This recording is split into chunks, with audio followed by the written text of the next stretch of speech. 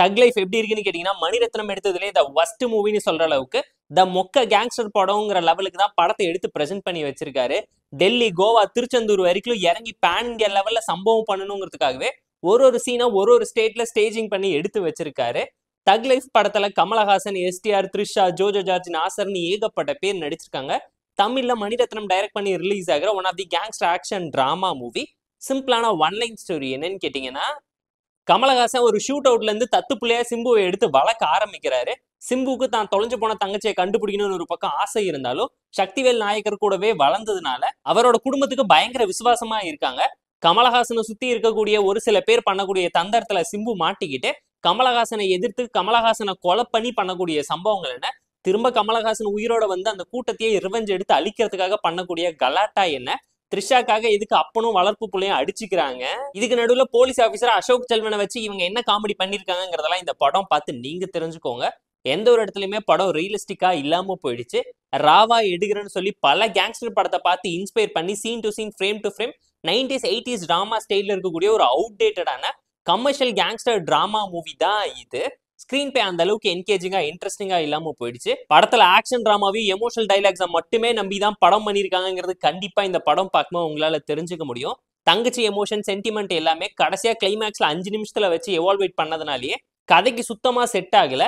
நாசர் கேரக்டரை வச்சு அவங்க பண்ணக்கூடிய வில்லத்தனம், ஜோஜோ ஜார்ஜ்னு சொல்லி இத்தனை கேரக்டர்ஸை சுத்தி இவங்க இவ்வளவு பேரும் இந்த பதவிக்காகவும் பேருக்காகவும் பவருக்காகவும் எதுக்கு துரோகம் பண்றாங்கிறத எக்ஸ்பிளைன் பண்ணவங்க எஸ்டிஆருக்கு ப்ராப்பரான ஜஸ்டிபிகேஷனும் கிளாரிட்டியும் கொடுக்காத அளவுக்கு யாரு வேணாலும் இன்ஃபுளுன்ஸ் பண்ற அளவுக்கு ஒரு சின்ன பையனாவும் டம்மியாவும் காமிச்சிட்டாங்கன்னு கண்டிப்பா நீங்களே ஃபீல் பண்ணுவீங்க.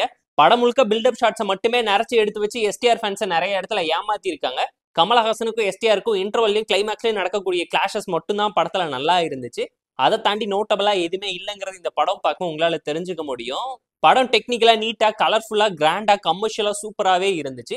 சாங்ஸுமே நீட்டா பிளேஸ் பண்ணியிருந்தாங்க. கல்யாண சாங் ஆகட்டும், எமோஷனல் சாங் ஆகட்டும், சுகர் பேபி சாங்கை வேஸ்ட் பண்ணி வச்சுட்டாங்கிறது இந்த படம் பார்க்க உங்களால தெரிஞ்சுக்க முடியும். கட் பண்ணி ஸ்கிரீன்ல டேப்ல பாக்குற விஷுவல்ஸ் எல்லாத்தையும் காமிச்சு கடுப்பேத்தி இருப்பாங்க.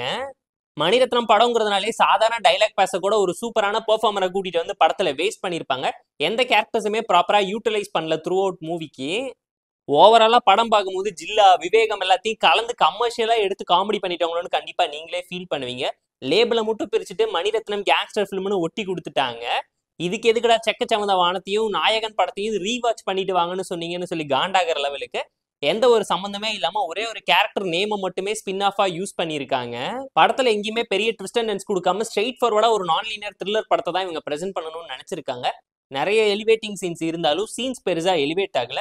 அந்த இடத்துல கமல் அண்ட் எஸ்டிஆர் ஃபேன்ஸ் தான் ஒன்னா சேர்ந்து கத்தி அந்த சீனை எவால்வேட் பண்ண ட்ரை பண்றாங்க வெளியே இருந்து.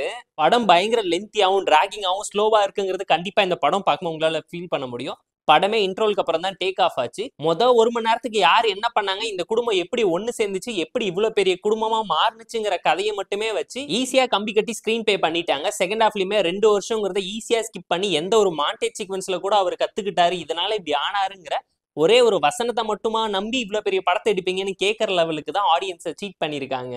ஓவராலா டைம் பாஸ்க்காக பார்த்து என்ஜாய் பண்ற மாதிரியான ஆவரேஜான gangster action drama movie. Mani Ratnam இந்த படம் பண்ணாம இருந்தாலே நல்லா இருந்திருக்கும்னு ஃபீல் பண்ற லெவலுக்கு தான் இந்த படத்தை ரெப்ளிகேட் பண்ணி வச்சிருக்காங்க. இந்த தக் லைஃப் மூவிக்கு நம்ம தரக்கூடிய ரேட்டிங் எவ்வளோன்னு கேட்டீங்கன்னா 6.2 அவுட் ஆஃப் 10. இந்த வீடியோ உங்களுக்கு பிடிச்சிருந்தா லைக் பண்ணி, கமெண்ட் பண்ணி, ஷேர் பண்ணி, சப்ஸ்கிரைப் பண்ணி சப்போர்ட் பண்ணி. இந்த வீடியோ பிடிக்காம இருக்காம டிஸ்ப்ளே கட்சி கமெண்ட் பண்ணி. நம்ம டெலிகிராம் சேனலுக்கு லிங்க் டிஸ்கிரிப்ஷன்ல இருக்கு. ஜாயின் பண்ணிக்கோங்க. இதே அப்டேட்ஸ் உங்களுக்காக வந்துடும். Tata, bye, see you and love you all.